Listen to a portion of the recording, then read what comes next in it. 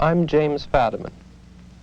On this program and on the 6 which follow, we will be exploring the world of drugs, the complex issues raised by drugs in our society, and particularly the rising concern with drug use among children in elementary and junior high schools. Now you may say, this doesn't concern me, or my children, or my community, but this is less and less true.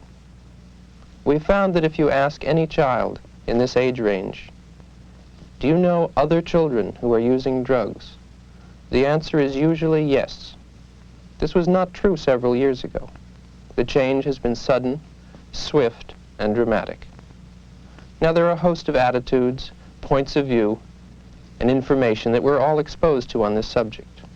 Some confuses us, some allows us to become complacent, some disturbs us, some is illuminating. School children hear them all and must make decisions. Well, I think that there are actually two ways in which amphetamines in particular may be misused or abused. Perhaps the largest single group of drug abusers or misusers are housewives and truck drivers and professional people who use amphetamines for reasons other than weight loss or as antidepressants or treatment of narcolepsy. But the other thing that becomes very clear is that most people are involved in the drug scene because of their own head problems, not because of the world.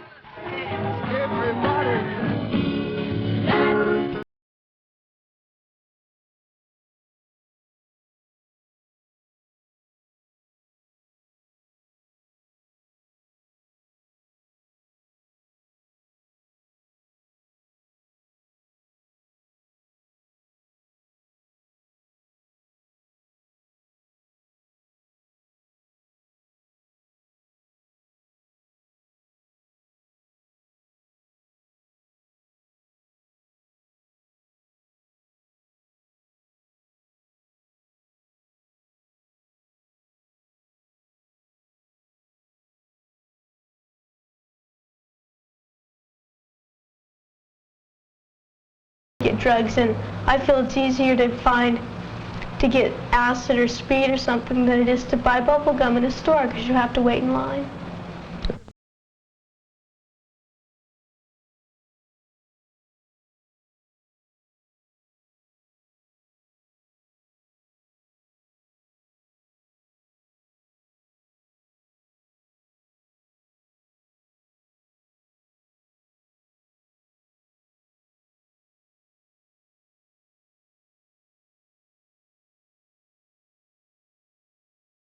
Use of marijuana and the eventual use of heroin, apparently. I don't think it's a causal relationship. And this is not the reason why marijuana or cannabis sativa is in our statutes as a dangerous substance or as a narcotic or anything else. It is a dangerous substance all by itself. We have found here in our area that one of the most effective approaches to young people is to chat with them about what kind of a person are we when the only way we can get kicks and the only way we can have a meaningful party, the only way we can get pressures off our backs, and the only way we can cope with situations is through a chemical, then we're not really much of a person. I'm sick of your crying and moaning and sighing in spite of my trying to be a good wife. My wash is the brightest, my baking the lightest, my teeth are the whitest you've seen in your life. My energy's draining from all of this straining. You're always complaining and sticking the knife. Maybe I'm being a little fastidious. Sorry I said that our marriage was bad. I could have said horrible, maybe you're hideous, but if I did, you would probably get mad. He's being despotic. She doesn't make sense. I'm feeling neurotic. I'm terribly tense. I'm being rejected. I've always suspected. What's it complete? She makes up with pain. I'll go home to mother. I'll find me another. Was happy I ain't it. I am sick of restraint. You hear my complaint with your makeup like that. And you're letting your figure go, figure go, figure go, figure go, figure go. Wait a minute. Don't let nervous tension make you fit to kill. Take that little blue pill. A pill. A pill. A pill.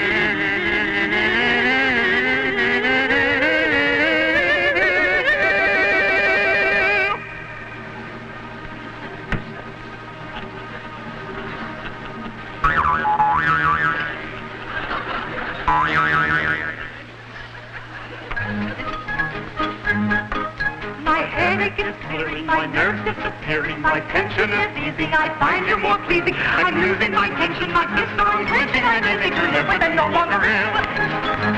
I'm feeling so happy, so merry and snappy, I feel so excited, completely delighted, we're living in bliss. Now forgive me a kiss, now our marriage will stay by that little fulfill.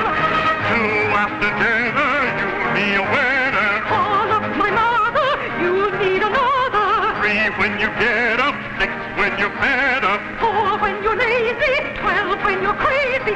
Crazy, crazy, get up, get up, hey.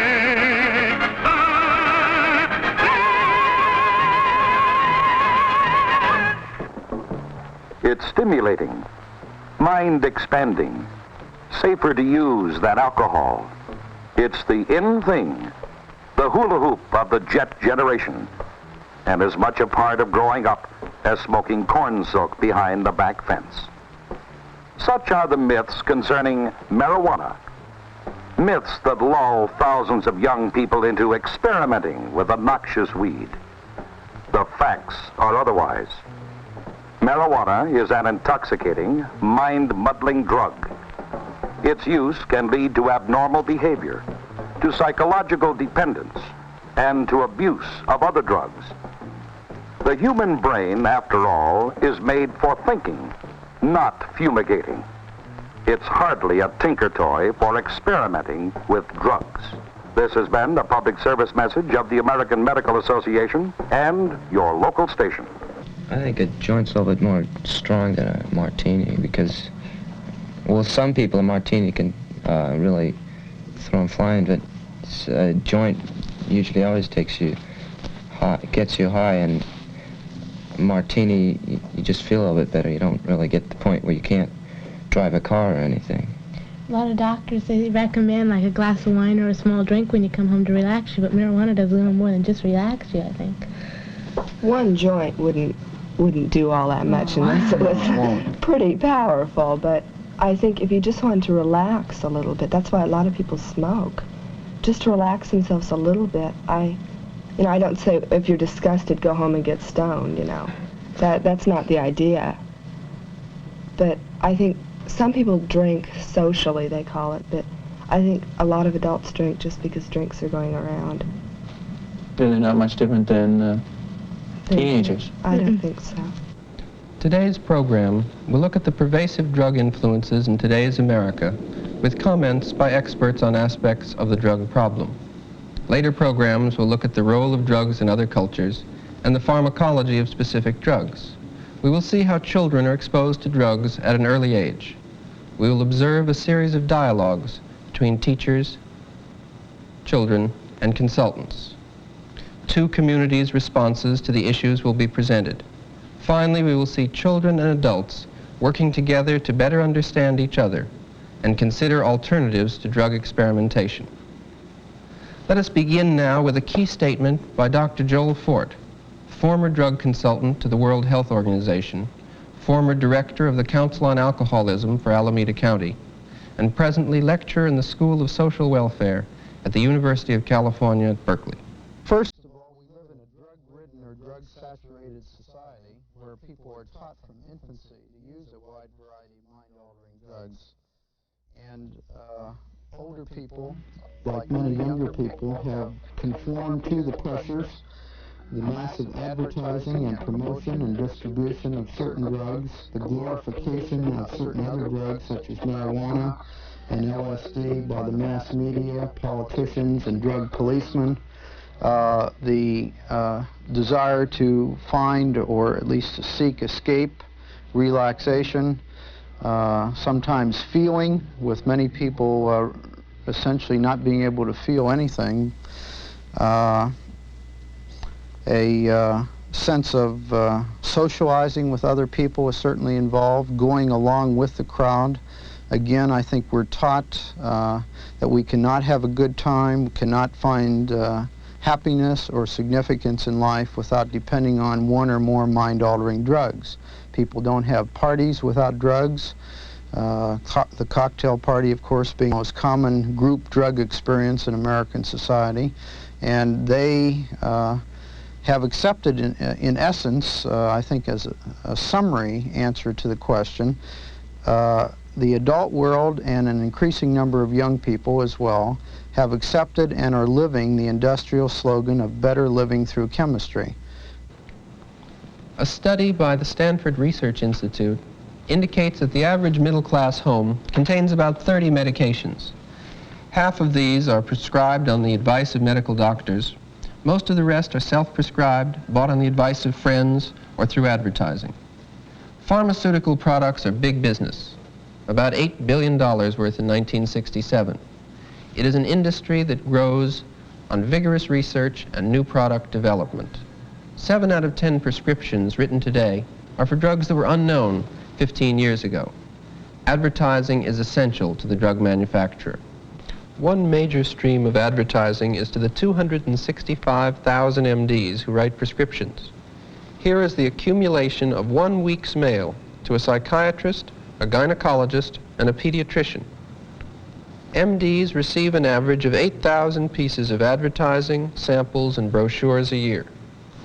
For the rest of us, advertising teaches, directs, and channels our uncertainties about illness, medication, and mood-changing drugs into specific products to buy.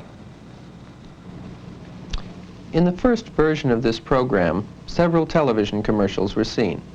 One for a national brand of wine, one for a headache remedy, and one for a tablet good for headaches, stomach upset, colds, etc. All of the companies involved later withdrew their permissions. In point of fact, all but one of the numerous companies we contacted were unwilling to have their commercials viewed in the context of this program.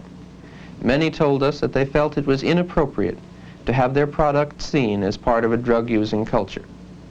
It is clear, however, that some drug advertisers describe their products in such glowing terms that our children begin to associate adult drug use with magical properties of mood change, instant relief, and other all-pervasive effects. The corporations who were unwilling to air their television commercials were companies selling beer, wine, coffee, aspirin-related products, cold pills, and medications for children. For the next few days, notice these products and notice how they are advertised. Consider what attitudes your children are learning. Obviously, diseases have been checked. Life has been extended and living conditions have been improved through the use of drugs. But the basic message of these and other advertisements is that the quality of life can be improved through drugs. It would appear that we are living in a drug-conscious and a drug-using society. This series, however, is not about all drugs and not about all people, but centers on the young, their interest, their fascination with drugs. In a drug-conscious society,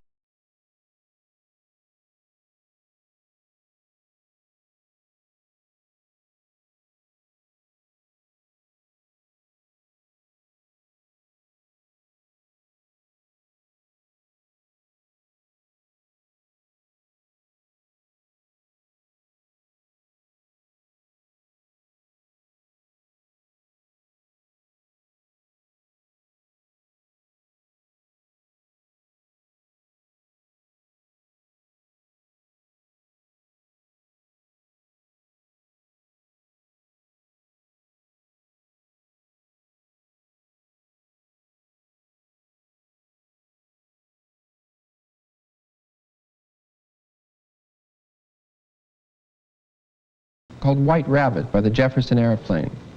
It was very popular with the young. It refers repeatedly to drugs. Many adults are puzzled by this kind of music. Children are puzzled when you tell them this. It is simply another reflection of the growing interest in drugs among the young. Why this interest? There are many kinds of answers. We've asked experts from a variety of backgrounds. An in-service instructor in drug education. Drugs are here to stay. They've been here for quite a while. People of all age levels use them, be it from the very young or to the very old. I don't think collectively we can come up with one solution. A judge of the Superior Court of the City and County of San Francisco. For 4 years, I served as judge of the Psychiatric Department of the Superior Court out at San Francisco General Hospital. And in that capacity, I had to determine whether or not people, and young people in particular, would be sent to the state hospital. And there I saw the tragic impact of drug abuse upon our children. And I said to myself that something ought to be done about it. And what can be done about it? Well, now let me give you a contrast which perhaps might furnish an answer.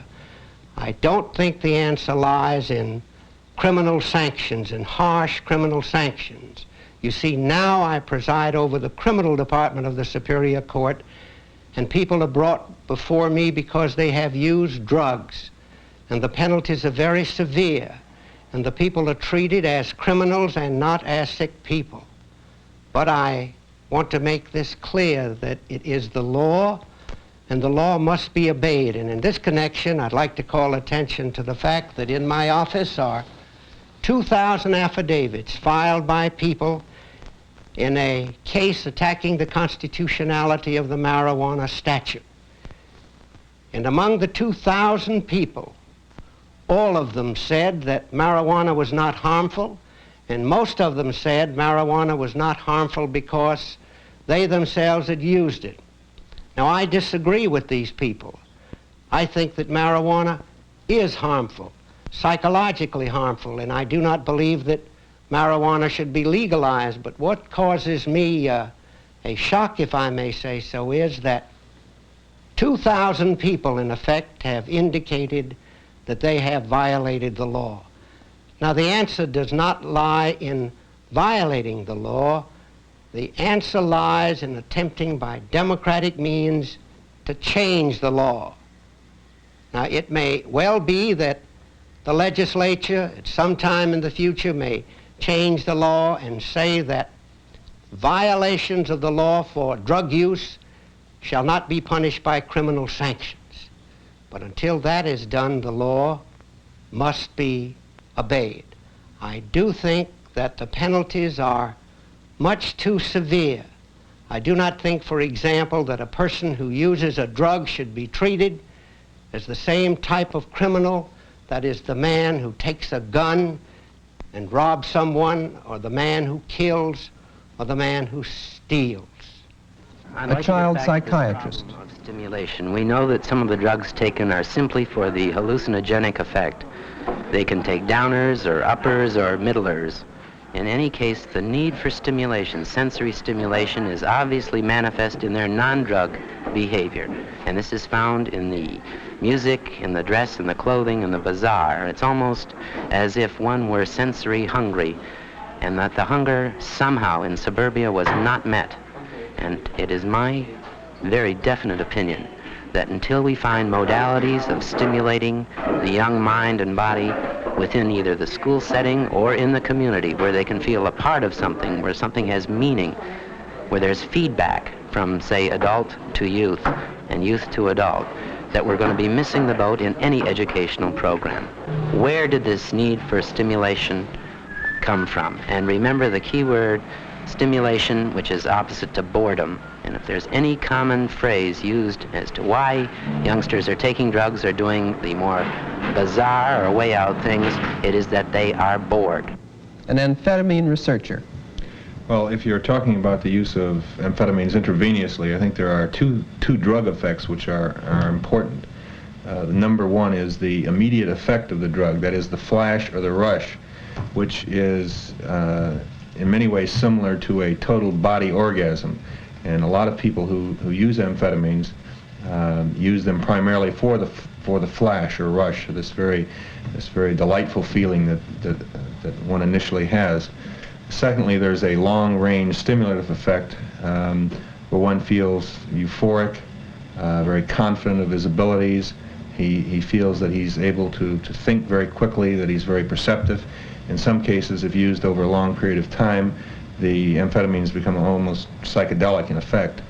And finally, there's the kind of lifestyle that one gets caught up in, namely the total involvement in using and procuring amphetamines, and in a sense, his life becomes very similar to the kind of life that a heroin addict leads.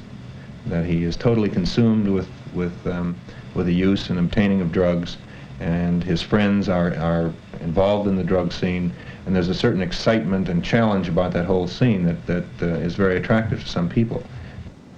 A minister. Some kids are misusing drugs because they've got a pretty distorted picture of who they are. They're healthy kids, they've got a lot to going for them in terms of their ability to study, to relate, to be free. But for some reason, that's not the way they see themselves. That may be the way the world views them, but that's not the way they see themselves. And so they continue in their drug abuse to kind of cope with a kind of an unhappy world. I counsel a girl now, for instance, who every Sunday night becomes very nervous, very anxious. She's very uptight. She is trying to prepare herself for facing school on Monday. Now, this girl is, in best sense of the word, beautiful. And I don't mean just physically. She's really great. She's comes from a pretty solid family. She's got tremendous potential. She's open and free. She laughs, but she feels rejected. Now, in some ways, she's trying to handle a social kind of problem, which, by any objective measure, really does not exist. But it's a way of coping. And drugs accomplish a great deal in a short period of time. She takes barbiturates almost exclusively, Reds or Seconal, and it allows her just to back off from the pain of what she feels is rejection. So those who I think stay with it are people who are trying to cope with kind of a negative self-image, whether it's real or imaginary. I always qualify that because I don't like to generalize. Not all users are escapists. Not all of them are clamoring after a crutch of some sort. But some, those that act out in extreme fashion, are people that are hurt people. And this is their way of kind of pulling back into a corner and saying, well, at least I got this thing. This is my bag. A superintendent of schools. The people in our district who have spent a great deal of time talking with young people tell me that the young people continually say that there is a breakdown in communication with the parents, that the parents either are not interested in listening, or that they don't have the time to listen, or that they don't care. The fact that their parents may be over-involved in work or in various other activities which they may have. This is the sort of feedback that we get. We talked with two men of widely different experience. One, Dr. Stephen Patel, works in a research project in Haight-Ashbury. The other, Don McCune, is a director of instruction in a middle-class school system. It is interesting how their comments reinforce each other. Drugs. The young people that are using the drugs come from every walk of life. The old stereotype that only the bad kids from bad environments and bad homes are the drug users just doesn't hold true anymore. We're quite sure now that the drug problem goes through our society from one continuum to the other. Those who are economically well off, those who are economically poor, and all those in between, those who come from the good parts of town, quote, and the bad parts of town, everyone. There's no one that escapes it. They come from very diversified backgrounds, from middle-class families, lower-class families, even a number of upper-class families. Geographically, they come from all over the United States. The peer group pressure that our young people are under today, the desire to be with the group, to be one of them, is certainly a very key factor in their turning to the use of drugs.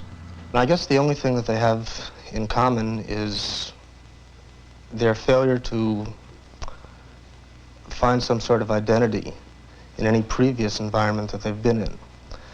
They feel that they are more at home with the people who are here in the Haight-Ashbury, who are using drugs, and they feel that they can communicate better with others who use drugs. Young people in school today are being asked to perform at levels which we seriously doubted were possible in years before.